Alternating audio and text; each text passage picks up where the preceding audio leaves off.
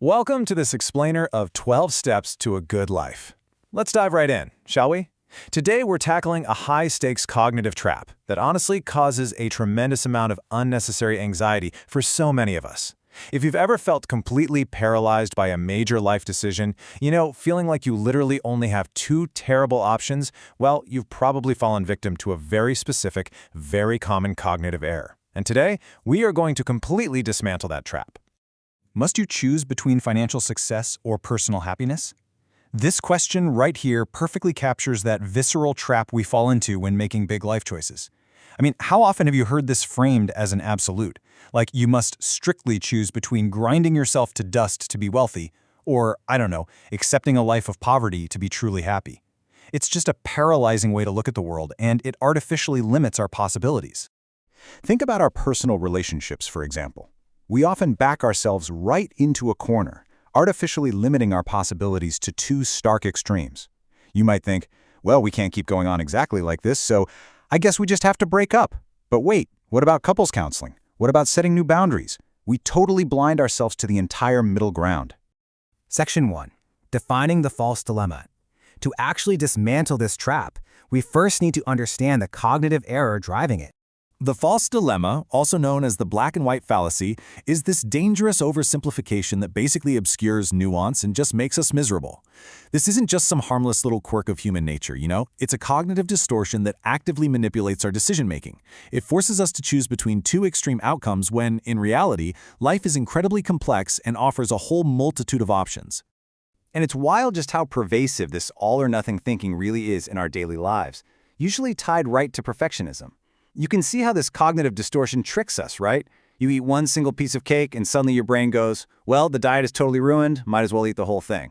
Or maybe you make a tiny mistake at work and think, I'm a complete failure. It's the false dilemma operating on a micro scale, convincing us that if something isn't 100% perfect, it's 100% worthless. Section 2. Why we oversimplify. So the really crucial question here is, why do our brains default to this incredibly stressful way of thinking? The book anchors this fallacy to the perennial struggle. That's our deep, lifelong tension between desiring control and having to face the unpredictable, uncompromising nature of reality. As the author Philip K. Dick so brilliantly put it, reality is that which, when you stop believing in it, doesn't go away. Reality is messy. It absolutely does not care about our carefully laid plans. And the human mind? Well, it absolutely hates that unpredictability. We oversimplify life into two neat little choices because we are desperately trying to assert control over a universe that is fundamentally unmanageable. We literally create these rigid narratives to build a wall against the messy chaos of real life. By boiling a complex, nuanced situation down to just option A or option B, our brains feel this false sense of security. But here's the catch. Resisting unmanageable reality causes immense suffering. At the end of the day, the false dilemma is just an illusion of control. Section 3. The Zen concept of Mu. Let's move to a really fascinating philosophical tool from the text that totally shatters this rigid binary thinking. If you're ever feeling trapped by an impossible either-or choice, I want you to remember this simple, powerful word, mu. Just because you can frame a question in terms of yes or no doesn't actually mean that yes or no is sufficient, or even reflective of reality. Mu basically unasks the question. It's a Zen concept that tells us the very premise of our two-choice dilemma is completely flawed. If someone asks, are you going to be a miserable failure or a stressed-out billionaire? The answer is mu. The universe of possibilities is vastly larger than the tiny, restrictive box that question is trying to shove you into. Section 4. Breaking the habit. Now that we know the answer is larger than the question, how do we actually apply this to our lives to break the habit?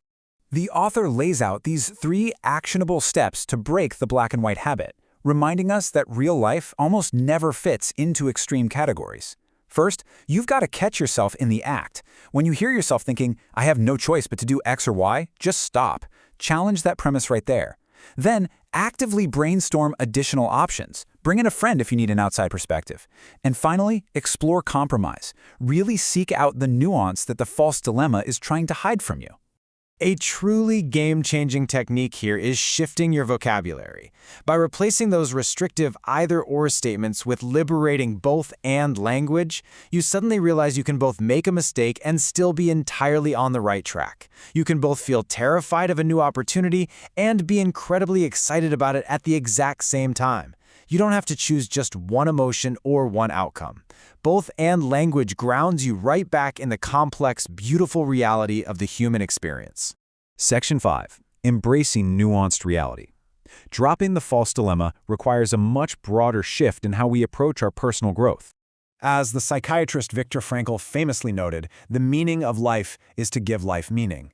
Happiness isn't some magical, far-off state you achieve by making one perfect, extreme choice. It's actually the result of living well and finding that middle ground. Happiness is a byproduct, right? If you spend your whole life thinking, I must either achieve this massive goal or my life is meaningless, well, you're trapped in a false dilemma. Meaning is something you actively cultivate every single day through your choices, your virtues, and your resilience in the face of life's crazy complexities. Ultimately, escaping the two-choice trap means shifting away from a rigid, judging perspective, asking things like, whose fault is it or what's wrong with me, and moving toward an open, learning perspective where growth is actually possible. When you drop the false dilemma, you start asking, okay, what works? What is actually possible right now? You essentially stop fighting reality and start fully participating in it. So, I'm going to leave you with this thought to ponder. What artificial limits are you ready to break today? Because once you realize your options aren't strictly limited to just black or white, a whole new colorful reality opens up for you to explore. The next time you feel trapped between a rock and a hard place, remember the concept of mu. Look for the gray area, look for the both, and. You are so much more capable and your options are vastly broader than your anxiety wants you to believe. Thanks for joining me on this explainer, and I challenge you to go out there and break an artificial limit today.